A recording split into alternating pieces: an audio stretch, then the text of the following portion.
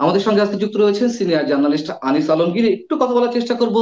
সম্ভবত বাংলাদেশে এই প্রথমবারের মতন ইতিহাসে যে এতগুলো রাজনৈতিক দল, প্রায় 150 রাজনৈতিক দল নিবন্ধনের জন্য নির্বাচন কমিশনে আবেদন জানিয়েছে, এর বিশেষ কোনো মাঝে আছে কিনা, বিশেষ কোনো বার্তা আছে কিনা, একই সঙ্গে আমরা একটু আলোচনা করব সাবেক সিইসি নুরুল হুদাকে যেভাবে আটক করা হলো, সেই বিষয়টিকে আমরা নিয়ে আসবো যে এটার মধ্য দিয়ে আমরা নতুন করে কোনো শিক্ষা অর্জন করব কিনা, অথবা বিষয়টি কতটা সঠিক হয়েছে।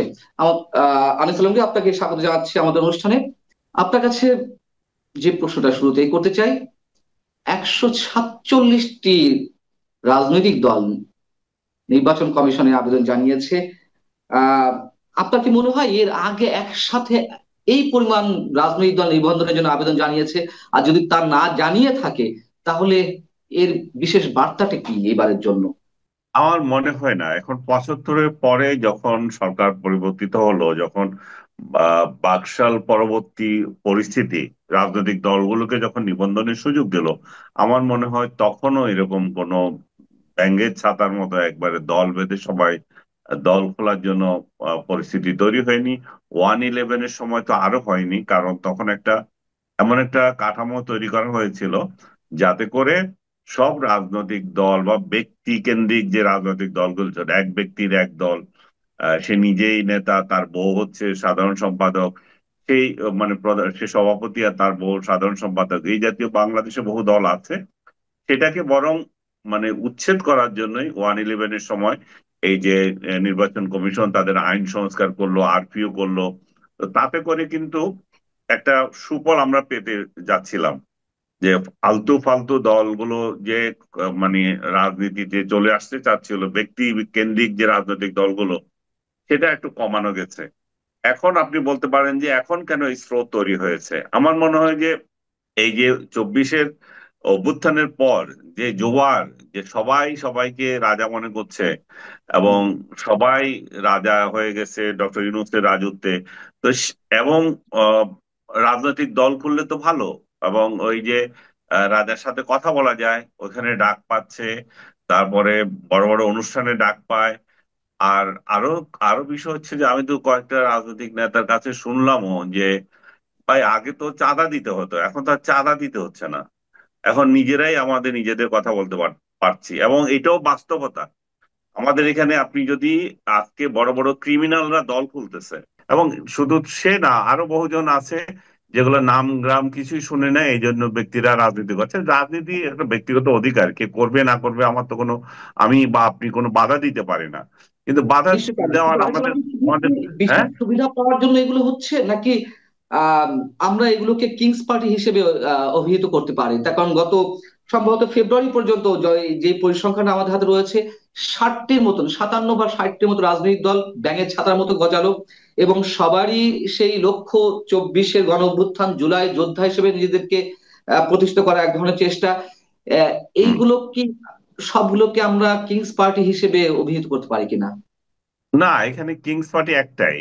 এখানে অন্যদের কোনো সুযোগ নাই যে কিংস পার্টি হওয়ার। ডক্টর ইউনূস যখন ডিক্লেয়ার করে দিয়েছে যে ওই রাজনৈতিক দলের প্রতি তার দুর্বলতা আছে, ওই নেতাদেরকে তার দলের, তার সভাসদের লোকজন প্রধানমন্ত্রী হিসাবে দেখতে চায়, তখন এটা তো বলার অবকাশ নাই যে যে এনসিপি ছাড়া ওনার আরো কোনো দল আছে। এনসিপি ছাড়া ওনার যদি আর দ্বিতীয় একটা দল থাকে, সেটা হচ্ছে জামাতে ইসলামী। বাকিগুলো আমি মনে করি না যে উনি তার রাজনৈতিক দল। এমন কথা উঠেছে যে একটা সংখ্যাতাত্ত্বিক ভারভারিকিতা দেখানো যায় কিনা, যেমন একটা মাঝে বলেছিল ডক্টর মোহাম্মদ ইউনূসকে 5 বছর দেখতে চায় অনেকে। যেমন গত শনিবারই একটি অনুষ্ঠান আমরা দেখলাম, 35টি রাজনৈতিক দল এবং 4টি রাজনৈতিক জোট, তারা একটি সংস্কার জাতীয় জোট, এই টাইপের একটি, মানে 4টি জোট সহ 45টি রাজনৈতিক দল, তারা আবার আলাদা একটি জোট করেছে, সংস্কার ছাড়া কোনো নির্বাচন হবে না। এই যে 35টি রাজনৈতিক দল, 4টি জোট, অমুক অমুকে চাই ডক্টর মোহাম্মদ ইউনূসকে 5 বছর ক্ষমতা রাখতে, বা সংস্কারের পক্ষে এতগুলো রাজনৈতিক দল আছে, এইগুলোর শো অফ করার কোনো বিষয় থাকতে পারে কিনা? এগুলো হচ্ছে টাকা পাবে, এগুলো মনে করেন এই যে এই এই ধরনের ইয়ে করলে, আপনি যেটা বললেন যে জি। কিংস পার্টি, ওনার কিংস পার্টি যেটা আছে, হুম তাকে হুম। সহায়তা করার জন্য কিছু পার্টি দরকার। অবশ্যই। জি। সেই সহায়তা করার জন্য এই এই আগাছাগুলো আছে। যেমন বললাম না, আগে আওয়ামী লীগকে সহায়তা করার জন্য এগুলো ছিল, সেরকম ছিল। কিন্তু তখন এটা দেখানো ওই ওই দলকে সহায়তা করার জন্য, কিন্তু ওভারঅল ডক্টর ইউনূসের মহান কোনো কাজ করার জন্য এগুলো নাই এগুলা। এবং ইলেকশনের আগে এই সমস্ত অবৈধ টাকা বিলি হয়, সরকার পার্টি থেকে বিলি করে। ডক্টর ইউনূসের যদি ইচ্ছা থাকে তাহলে এগুলো হয়তো এই এই এই জাতীয় গুলোকে কিছু দিতে পারে, হয়তো ওদের আগ্রহ আছে। এই জন্য আমি সবচেয়ে মনে করি যে টাকা পয়সা না, এরা একটা প্রতিপত্তি, একটু একটু নিজেদেরকে দেখানোর জন্য এই সমস্ত রাজনৈতিক দলগুলো রাস্তায় নেমেছে। আর যেটা আমরা বলছি না, সেটা হচ্ছে আরপিও তে চেঞ্জ আনতেছে। আরপিও তে আগে যে কঠিন অবস্থা ছিল, অতটা হুম। সদস্য থাকতে হবে, এতটা অফিস থাকতে হবে, এগুলো এই যে ডক্টর ইউনূসের কিংস পার্টি চাপ দিয়ে এটাকে সংশোধন করিয়ে এখানে সহজ করে দিচ্ছে। এই সহজ করে দেওয়াতে এই সমস্ত আগাছা রাজনৈতিক দলগুলো সুযোগ পাচ্ছে। যে প্রশ্ন করতে চাচ্ছিলাম যে ধরে নিলাম 147-এর মধ্যে 100টি না হোক, 50টি না হোক, 30টি পেল, হুম। আর আওয়ামী লীগের নিবন্ধন স্থগিত রয়েছে, এর হুম। মধ্য দিয়ে যে ভোট বা নির্বাচন অনুষ্ঠিত হতে যাচ্ছে বা হবে, যদি আদৌ হয়, সেটি নিয়েও কনফিউশন রয়েছে অনেকের, যদি হয় হুম। সেটি আন্তর্জাতিক বিশ্বে কতটা গ্রহণযোগ্য হবে? মোটেও গ্রহণযোগ্য হবে না। একটু আন্তর্জাতিক তো দূরের কথা, দেশের মধ্যে গ্রহণযোগ্য হবে না। আওয়ামী লীগের তো একটা অবস্থান আছে, আপনি তাকে যদি বিচার করতে হয় বিচার করেন। তার বিচারের আগে তাকে যদি আপনি ইলেকশন থেকে দূরে রাখেন, আপনার মানে আমার বিরুদ্ধে মামলা করলেন, মামলার রায় হওয়ার আগে আপনি ফল দিয়ে দিলেন, ইলেকশন করতে পারবে না। তো সেটা তো একটা অন্যায়। আওয়ামী লীগকে আপনার সাপোর্ট করার দরকার নাই, কিন্তু আপনি ন্যায়ের মধ্যে থাকতে হবে। কোনো কারোর বিরুদ্ধে যদি অভিযোগ আনতে হয়, আওয়ামী লীগ বিরুদ্ধে যে অভিযোগ অ্যাট্রোসিটি করেছে তারা 24-এ, তো সেরকম অভিযোগ তো জামাতের বিরুদ্ধে আছে, 71 সালে করেছে তারা। জামাত কিভাবে এই সরকারের সেটা আমলে অনেক এসে ভয়ঙ্কর। আবার হালাল হয়ে গেছে? তো হুম। আমি বলছি না আর কি জামাতে ইলেকশন করতে বাধা দেওয়ার জন্য। জামাত একটা বাংলাদেশের প্রতিষ্ঠিত দল, তারও রাজনীতি করার অধিকার আছে, অধিকার আজ তারা করছে দীর্ঘদিন থেকে। আমার কথা হচ্ছে, এক আইন, একজনের জন্য এক আইন করলে তো হবে না, আইন সবার জন্য সমান হতে হবে। সেই ক্ষেত্রে বর্তমানে আওয়ামী লীগের বিরুদ্ধে যে কথা বলা হচ্ছে, সেটা সেটা মানুষের কাছে যুক্তিযুক্ত হবে না। কারণ আপনি তাকে বাইরে রেখে ইলেকশন করবেন, হয়তো ইলেকশন হবেও, আওয়ামী লীগকে বাইরে রেখে ইলেকশন হবেও, এটাও এটাও বাস্তবতা। কারণ আওয়ামী লীগ যে পর্যায়ে আছে, আওয়ামী লীগ এমন কোনো পরিস্থিতি নাই যে সরকারকে বাধ্য করতে পারে। তাদের এমন কোনো বিদেশি চাপ নাই যে এই সরকারকে বাধ্য করে যে তোমরা আওয়ামী লীগকে বাদ দিয়ে ইলেকশন করো না। একসময় হয়তো ছিল, কিন্তু সরকার দেখছে যে না, তেমন তেমন কষ্ট না এদেরকে বাদ দিয়ে দিতে পায়। কিংবা পার্টনার যারা আছে, যারা এই এই ইলেকশন করতে যাচ্ছে, বিএনপি, জামাত, তারাও যদি মনে করে যে এদেরকে বাদ দিয়ে যদি আমরা ইলেকশন করি তাহলে তো সুখে শান্তিতে আমরা সংসদে চলে আসতে পারবো, আমাদের কোনো প্রতিদ্বন্দ্বী নেই। তো বাট একটা জিনিস তো রয়ে যায়, সেই 24-এ বলেন, 18 বলেন, কিংবা 14-ই বলেন, যে কারণে ইলেকশন গুলো গ্রহণযোগ্যতা পায় নাই, বিশেষ করে 14 এবং 24, একই কাহিনী তো এখানে হবে। আর 18 কিন্তু ইলেকশন তো অন্যরকম, সেটা তো সবচেয়ে নিকৃষ্ট নির্বাচন যদি শেখ হাসিনা করে থাকে। আওয়ামী লীগ সে- সেটা হচ্ছে আওয়ামী 18 লীগ সালের, জি। এবং সেটা অংশগ্রহণপূর্ণ। তাহলে বুঝেন, অংশগ্রহণ করলেই যে একবারে নিরপেক্ষ নির্বাচন হয়ে যাবে তা না। অংশগ্রহণ করেও কিভাবে হুম, সবকটা বুঝতে পারবো। রাজনৈতিক দল অংশগ্রহণ করার পরেও একটা নিকৃষ্ট নির্বাচন শেখ হাসিনার আমলে হয়েছিল। এবং আমার ধারণা শেখ হাসিনার পতনে সবচেয়ে বেশি ভূমিকা যদি কোনো নির্বাচন রেখে থাকে, সেটা 24 নয়, সেটা 14 নয়, সেটা হচ্ছে 18। 2018। জি। আহ, এবং শেখ হাসিনা সুষ্ঠু বা অংশগ্রহণমূলক নির্বাচনে যে সংজ্ঞাটি তিনি প্রয়োগ করতেন, যে মানুষ ভোট দিতে পারলেই সেটি অংশগ্রহণমূলক, সব রাজনৈতিক দলকে অংশগ্রহণ করতে হবে এমন কোনো কথা নাই, সেই সংজ্ঞাটি এখন ফলো করার চেষ্টা করছেন আমাদের প্রধান উপদেষ্টা। বিবিসির সঙ্গে সাক্ষাৎকারে তিনি বলেছেন যে অংশগ্রহণমূলক বলতে তিনি এমনটাই বোঝেন যাতে মানুষ ভোট দিতে পারে, এবং যেই জাতিসংঘ এর আগে ভোটের জন্য নানান ধরনের চাপ প্রয়োগ করা হচ্ছিল, 2024 আগের কথা বলছি আমি, এখন তারা হুম। নিজেরাও তাদের সংজ্ঞা পরিবর্তন করে দিয়েছে। শেখ হাসিনার বক্তব্যটাই তাদের কণ্ঠে প্রতিধ্বনিত হচ্ছে, সেটাই রেফারেন্স আকারে বিবিসি কে বলেছেন ডক্টর মোহাম্মদ ইউনুস। এবং আবার তিনি বলছেন যে না, এটা আসলে নির্বাচন অংশগ্রহণের বিষয়টি নির্বাচন কমিশনের বিষয়। সব মিলিয়ে হুম। আসলে তিনি কি বলতে চাচ্ছেন? উনি বলতে চাচ্ছেন আওয়ামী লীগ ছাড়া ইলেকশন হবে, এটাতে এত এত হিসাবের কি আছে? আওয়ামী লীগ ছাড়া ইলেকশন হবে, সেটা বিএনপির সাথে তাদের ফ্যাক্ট হয়ে গেছে। বিএনপির সাথে যে লন্ডন বৈঠক, এটা চূড়ান্ত যে বিএনপি তো বহু আগেই আওয়ামী লীগকে ইলেকশনে রাখার পক্ষে চাপ দিয়েছিল, বিশেষ করে ক্ষমতা পরিবর্তনের পরপরই আওয়ামী লীগের বিরুদ্ধে যখন অ্যাকশন নিতে যাচ্ছিল এই সরকার, তখন বিএনপি এটা বলেছিল যে না, তারা থাকবে ইলেকশনে, সেরকম কথাবার্তা হয়েছিল। বিএনপি কে বরং অভিযুক্ত করা হয়েছিল, স্বৈরাচারের পক্ষে বিএনপি লোকেরা কথা হুম, বলছে, হুম, এরা ভারতীয় হয়ে গেছে। কারণ ভারতও চাচ্ছে আওয়ামী লীগ ইলেকশন করুক, এরাও চাচ্ছে। তাদেরকে এজেন্ট হিসেবে ট্যাগ দেওয়া হচ্ছিল, ভারতের সাথে তাদের ধরম মরম হয়ে যাচ্ছিল, এগুলো বলছিল। তো এখন বিএনপির সাথে সরকার সেই প্রতিশ্রুতিতে আসতে পারছে যে আমরা ওদেরকে ইলেকশনের বাইরে রাখবো, এবং ফেব্রুয়ারির আগে শেখ হাসিনার বিরুদ্ধে একটা যেন তেন আহ, মামলা দিয়ে দেব, মামলার রায় দিয়ে দেব। তো তাতে করে হয়ে গেল। তো রায় যখন হয় তখন শেখ হাসিনা ইলেকশন করতে পারছে না। আর দলের উপর যদি রায় দেওয়া যায় তাহলে তো আরো সুবিধা হয়ে গেল সরকারের চাপে হয়তো। কারণ এবং আচ্ছা। সরকার তো তাকে তো অলরেডি তখন থেকেই তো, যখন তারা এটা চাচ্ছিল, আপনি কি খেয়াল নাই, তখন থেকেই তো বিএনপি কে নানা মহল থেকে আওয়ামী লীগের দোসর, কিংবা এই যে ভারতের সাথে সম্পর্ক হয়ে গেছে, এখন রয়ের এজেন্ট হিসেবে তারা কাজ করছে, এই ধরনের অভিযোগ দেওয়া হয়েছিল। তো হুম, তারা হুম, হুম। দেখবে, এবং এইটাকে কেন্দ্র করে ডক্টর ইউনূস হয়তো নির্বাচন পিছিয়ে দেওয়ারও ফন্দি করছিলেন। তো তাতে করে বিএনপি চাচ্ছে যে কোন রকম ভাবে একটা ইলেকশন হোক, আমরা আসি। এবং কে না চায় বিনা মানে আহ, ইয়েতে প্রতিরোধে গোল দিতে। সেটা হচ্ছে, কিন্তু বাস্তবতা হচ্ছে যে আপনি শুরুতে যে কোশ্চেন করেছেন, এটা গ্রহণযোগ্যতা কতটুকু হবে বাইরের কাছে নয়, হুম, দেশের কাছে হবে না।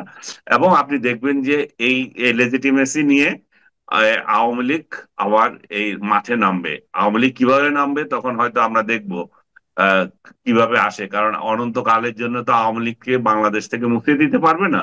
এই যে কথাবার্তা বলতেছি, এখন বলে যে স্বৈরাচারের পক্ষে কথা বলছে না, এই এই জায়গায় যদি বিএনপি থাকতো, বিএনপির পক্ষেও একই কথা বলতাম। অনন্তকাল হুম, বিএনপি কে তো আপনি ক্ষমতার বাইরে রাখতে পারবেন না, অনন্তকাল ইভেন জামাত, তাকেও আপনি রাখতে পারবেন না। তাহলে কি হয়, এই ধরনের বড় ধরনের রাজনৈতিক দলকে যদি আমরা রাজনীতি থেকে নিষিদ্ধ করে রাখি, জঙ্গিবাদের উত্থান হয়, এই গুপ্ত হামলা বাড়ে। তো সরকার যখন তারেক রহমান কিংবা অন্য কারো নেতৃত্বে যখন বিএনপি ক্ষমতায় আসবে, বা অন্য কোনো একটা দল যদি ক্ষমতায় আসে, তারা কি শান্তিতে থাকতে পারবে? এই 5 বছর তো তাদের অশান্তিতে কাটতে হবে, এবং লেজিটিমেসি নিয়ে সমস্যা হবে বাইরে ভিতরে। তো তাহলে কে না চায় যে সর্বদলীয় অংশগ্রহণপূর্ণ একটা নির্বাচন হোক? তো বিএনপি হয়তো বাধ্য হয়েছে এখন এটা গিলতে সরকারের টোপ। 2018 নির্বাচনটি আওয়ামী লীগের জন্য সবচেয়ে আত্মঘাতীমূলক ছিল, সবচেয়ে ভয়ঙ্কর ছিল, যার খেসারত আওয়ামী লীগকে দিতে হয়েছে। সেই 2018 নির্বাচন বহুল বিতর্কিত এবং ঐতিহাসিক বলা যায় এক অর্থে। সেই নির্বাচন যার অধীনে হয়েছিল, সাবেক প্রধান নির্বাচন commissioner A K M Nurul Huda, তাকে আটক করা হয়েছে। আটক করা হতেই পারে, মামলা তার বিরুদ্ধে হতেই পারে, তার বিচারও হতে পারে। কিন্তু যেভাবে তাকে মানে তার আগে কথিত জনতা জুতার মালা পরিয়ে তারপরে পুলিশ হাতে সোপর্দ করলেন, এটিকে আপনি কিভাবে দেখছেন? এটাকে তো কোনো সুস্থ মানুষ স্বাভাবিকভাবে নেবে না। দেখেন, আমি শুরুতে বলছি 2018 এটা কলঙ্কিত নির্বাচন। এই কলঙ্কিত নির্বাচনের জন্য এই লোক অবশ্যই দায়ী। এই লোককে যদি থাপড়ানো, জুতামালা পরানো, সেটা তো আওয়ামী লীগ করা উচিত ছিল। আওয়ামী লীগ করাবে, কিন্তু কথা হচ্ছে যে সভ্য সমাজে সেটা হবে কেন? একটা সভ্য সমাজে তো কোনো রাজনৈতিক দলের হয়ে, মব হয়ে কেউ এই ধরনের কাজ করতে পারে না। উনার মতো একটা অপদার্থকে, একটা উপসচিব পর্যায়ের কর্মকর্তাকে বিএনপি, আওয়ামী লীগ একটা ইলেকশন কমিশনার বানিয়েছিল, নিঃসন্দেহে তাদের অসৎ উদ্দেশ্যে বানিয়েছিল। এই ধরনের মেরুদণ্ডহীন একটা লোককে নির্বাচন কমিশনার বানিয়ে আওয়ামী লীগ জাতিকে যে নির্বাচন উপহার দিয়েছে, সেটা একটা প্রহসনের নির্বাচন হয়েছিল। এখন অনেক ছাগল পাগল আপনাকে বলবে, এই আনিস আলমগীর যে এত কথা বলছে, এগুলো কি বলেছিল আগে? এই তাদের উদ্দেশ্যে আমি বলতেছি, 2018 সালে নির্বাচন যেদিন রেজাল্ট হলো, যেই রাতে নির্বাচন হলো, সেই রাতে আহ নাগরিক টেলিভিশনে বক্তৃতায় আমি বলেছিলাম, আমি মনে হয় সম্ভবত বাংলাদেশে একমাত্র সাংবাদিক এই সেদিন বলে এসেছি যে এটা একটা ফালতু নির্বাচন হয়েছে, প্রশাসন এটা করেছে। আব্দুল নূর তুষার ছিল উপস্থাপক। উপস্থাপক সাহেব সঙ্গে সঙ্গে ইয়েতে গেছেন, বিরতিতে গেছেন, যে এইভাবে যদি চলতে থাকে টেলিভিশন বন্ধ করে দেবে। তো বুঝেন এবার। তখনও বলা গেছে, বলা যায় নাই তা নয়। এবং আমি আরো আজকে আরেকটা জিনিস ডিসক্লোজ করছি, সেই বিরতিতে আমাকে টেলিফোন করেছিল আওয়ামী লীগের তথ্য সম্পাদক, এই যে আমিনুল ইসলাম। আমিনুল ইস- আমিন আমিন ভাই আমাকে ফোন করে বলে যে, আনিস ভাই, আপনার এই কথাটা ভাই আমাদের কথা, কিন্তু আমরা তো কেউ বলতে পারছি না এই নির্বাচনের মাধ্যমে আমাদের দলটাকে আমাদের হাতে তুলে দেওয়া হয়েছে এবং আমরা নিঃশেষ হয়ে গেছি, আমাদের রাজনীতি শেষ হয়ে গেছে। আমিন ভাইকে আমি কোট করে বলতেছি এটা। তো এই যে দেখেন, যে শেখ হাসিনার রাজনীতিকে কবর দেওয়া হয়েছিল সেই নির্বাচনের মাধ্যমে, এই লোকটা দিয়েছিল। তো তার উপর রাগ থাকার কথা, কারণ অপাত্রকে যদি বড় বড় পোস্টে দেওয়া হয় তাহলে এই অবস্থা হুম, হবে। শেখ হাসিনা এরকমই করেছে, যাকে যেখানে দেওয়া সেখানে দেয় নাই। অযোগ্য, অকর্মণ্য এবং তার আত্মীয় স্বজনদের সে পদায়ন করেছিল, তার পরিণতি ভোগ করেছে। এখনো উনি সেই একই অবস্থায় আছেন। অন্তত 100 অন্তত 100 নেতা দুর্নীতিবাজ এবং এই যে যারা অপরাধ করেছে তাদেরকে উনি বহিষ্কার করে এই দলটাকে বেটার একটা দলে রূপান্তরিত করতে পারতেন, কিন্তু করেন নাই। আমি আগের কথায় ফেরত আসছি। এই লোকটাকে যে অপমান করা হলো যে পদ্ধতিতে, সেটা তো কোনোদিন গ্রহণ করব না ভাই। তার একটা, আপনি এত বছর পরে এসে এই যে বিএনপি যে লোকগুলা মামলা করছে, তোমরা কোথায় ছিলে এতদিন? তখন কেন মামলা করতে পারো নাই? তখন একদিনও তো তার বিরুদ্ধে কোনো শব্দ উচ্চারণ করো নাই। আজকে মামলা করে তার বিরুদ্ধে মব লাগিয়ে তাকে অপমান করলা। ঠিক আছে, অপমান করছো, সেই পরিণতি তো সামনের দিনগুলো তো অপেক্ষা করছে। এই ধরনের অপদার্থ নির্বাচন এবং আহ, পছন্দ হবে না এই ধরনের নির্বাচন যখন সামনের দিনও আসবে, তখন এইভাবে অপমানিত হবে ইয়েরা। এবং কে দায়িত্ব নিতে যাবে তাহলে এই ধরনের ইলেকশন করার জন্য? কারণ ইলেকশন নির্ভর করে সরকারের উপর, শুধুমাত্র এই সমস্ত ইয়েদের উপর না। তো বলে না, ছাগল নড়ে ইয়ে আহ, খুঁটির জোরে। তো খুঁটি মানে ঠিক। সরকার তো খুঁটি দিয়ে রাখলে এগুলো কিভাবে করবে? এখন একটা জিনিস ভালো আছে, আমি এই সরকারের অন্তত একটা প্রশংসা করি। ডক্টর ইউনূসের সরকার, আপনি হয়তো দেখেন নাই, একটা অন্তর্বর্তীকালীন সরকার আজকে রাতে একটা বিবৃতি, যে রাতে 22 তারিখের রাতে একটা বিবৃতি দিয়েছে ঘটনার পর। এবং সেই বিবৃতিতে তারা বলেছে যে যে উত্তরা থানার পুলিশ তাকে গ্রেপ্তার করেছে এবং মব কর্তৃক সৃষ্ট বিশৃঙ্খল পরিস্থিতি এবং অভিযুক্তকে শারীরিকভাবে লাঞ্ছিত করার বিষয়টি সরকারের নজরে এসেছে। সরকার দেশের হুম। সকল নাগরিকের প্রতি আবারও আইন নিজের হাতে তুলে না নেওয়ার অনুরোধ করছে এবং অভিযুক্ত সকল ব্যক্তির বিচার দেশের আইন মেনে হবে এবং বিচারাধীন বিষয় ও ব্যক্তির ব্যাপারে আদালত সিদ্ধান্ত নেবে। অভিযুক্ত ব্যক্তির উপর আক্রমণ, এই জিনিসটা আমার মনে হচ্ছে প্রশংসা করার মতো, যে লাইনটা লিখেছে। প্রশ্নটা করার মতো, অভিযুক্ত কিন্তু ব্যক্তির আপনি উপর বলেন যে আক্রমণ। এই ধরনের আমি বিবৃতি শেষ এর করে আগেও দিচ্ছি তারা আপনাকে। দিয়েছে।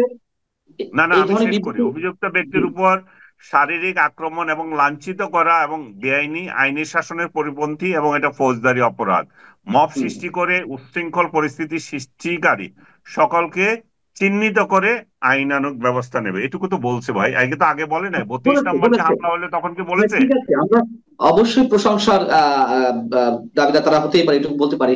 কিন্তু কথা হচ্ছে এই ধরনের বিবৃতি তারা এর আগেও দিয়েছে। বঙ্গবন্ধু বাড়ি যখন বুলডোজার দিয়ে গুড়িয়ে দেওয়া হলো, তারপরে সারা দেশে আওয়ামী লীগ নেতা কর্মীদের বাড়ি বুলডোজার দিয়ে গুড়িয়ে দেওয়া হলো, তারপর বিভিন্ন জায়গায় মবের ঘটনা ঘটছিল, একাধিকবার এই বিবৃতি দিয়েছে, কিন্তু কারোর বিরুদ্ধে কোনো না, শাস্তি। আমি আপনার সাথে দ্বিমত করি। তারা এই জি, জন্য বিবৃতি দেয় নাই।